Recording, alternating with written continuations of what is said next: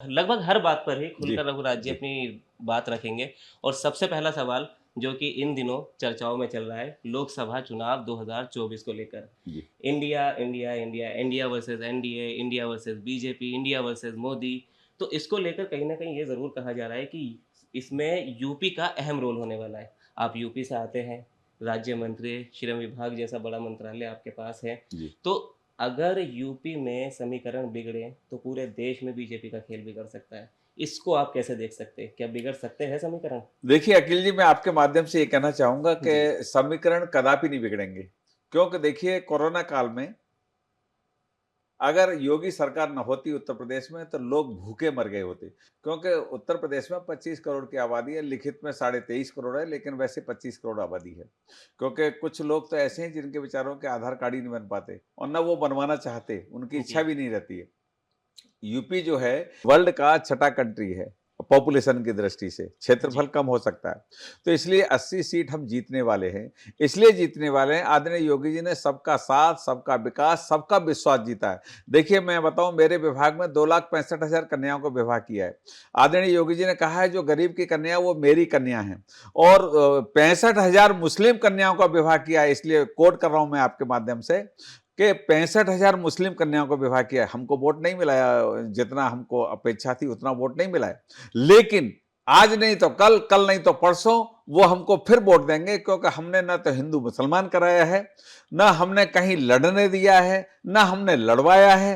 पहली सरकारें सपा, बसपा, कांग्रेस तीनों मिलके हिंदू मुसलमान कराते थे, हिंदुओं का वोट पाते थे। अभी भी कल परसों राहुल गांधी जी का आप वक्तव्य सुन लेंगे तो कह देंगे मुसलमान और शेड्यूल कास्ट को मिला के हमको अगर वोट दे दें तो हम देश में स्थापित हो जाएंगे। यानी बाकी कौम कहां जाए? ये आपस में मतभेद कराना, मनभेद कराना, ये इन दलों का राज रहा है। क्योंकि गोरे अंग्रेज चले गए और काले अंग्रेज रह गए। रघुराज जी, एक सवाल ये है कि जी, हिंदुस्तान की बात आप बार-बार बोल रहे हो, जी, लेकिन अब विपक्षी दलों ने ही अपने गठबंधन का नाम इंडिया रख लिया है। जी। तो उसको आप कैसे देखते हो कि आपके दल के मतलब सरकार पक्ष के लोग भी इंडिया नाम पर आपत्ति जता रहे हैं। यहाँ तक कि सुनने में ये भी आया था कि नीतीश जी भी जो हैं वो इंडिया नाम से दुखी थे। देखिए मैंने क्या कहा, पहले ही कह दिया था, गोरे अंग्रेज चले गए, काले अंग्रेज बचे हुए हैं। ये इंडिया ही चाहेंगे, हिंदुस्तान नहीं चाहेंगे। हिंदुस्तान ने विश्व में, हमने जीरो हमने दी, गणित हमने दिया। और देखिए विश्व के सर्जन हमारे देश में थे।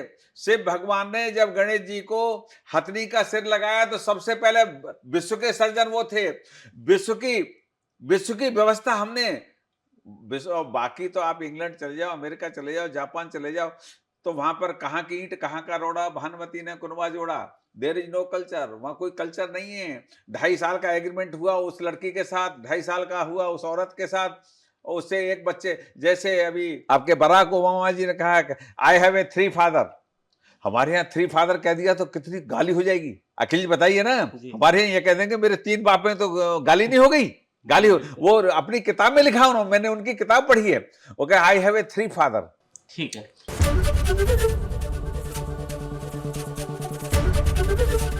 एबीपी गंगा, खबर आपकी, जुबान आपकी।